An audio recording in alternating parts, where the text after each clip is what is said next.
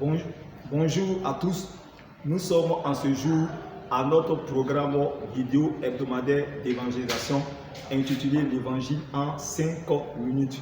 Notre texte du jour est tiré du livre de Jean en son chapitre 14, le verset 6 qui nous révèle ceci. Jésus lui dit, je suis le chemin, la vérité et la vie. Nul ne vient au Père que par moi.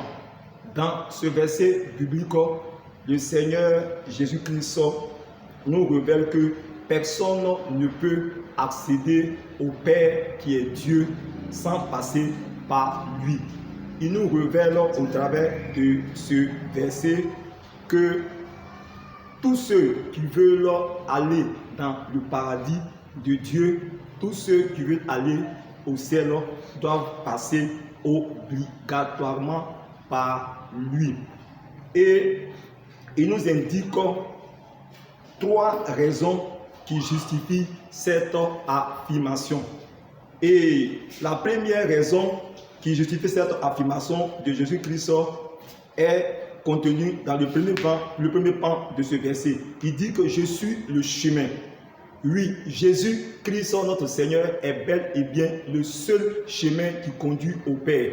Lorsque nous prenons la parole de Dieu, dans le livre de Actes, en son chapitre 4, le verset 12, ce passage nous révèle qu'il n'y a de salut en aucun autre. Car sur la terre, aucun nom n'a été donné parmi les hommes par lesquels nous pouvons être sauvés. Ce nom n'est que par le nom de Jésus. Et lorsque nous prenons le livre de Actes, en son chapitre 1, le verset 11, ce verset 11 nous indique comment Jésus est allé au ciel retrouver le Père. La Bible déclare qu'il est monté comme un ascenseur, il a été enlevé, il est monté comme un ascenseur au ciel. Et la Bible déclare qu'il est assis à la droite de Dieu, le Père. Il venait là pour nous indiquer la voie, le chemin pour accéder au Père. Et la deuxième raison qui justifie son affirmation, c'est qu'il dit qu'il est la vérité. Lorsqu'il parle de la vérité, il fait allusion à la parole de Dieu. Et le livre de Jean, en son chapitre 1, nous révèle qu'au commencement était la parole était avec Dieu et la parole était Dieu. Le verset 14 du chapitre 1 de Jean nous dit que la parole qui est Dieu s'est faite chair et a habité parmi nous. Cette parole-là qui s'est faite chair n'est rien d'autre que Jésus-Christ. Donc il est bel et bien la vérité dont tu parles. Et ensuite, il nous dit qu'il est la vie. Jésus est la vie.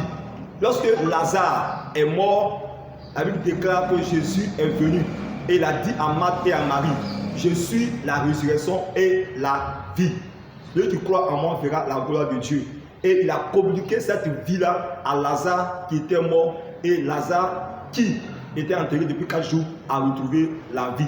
Lorsque nous prenons le livre de 1 Jean, son chapitre 5, le verset 21, ce passage nous révèle que Jésus-Christ est la vérité et la vie éternelle.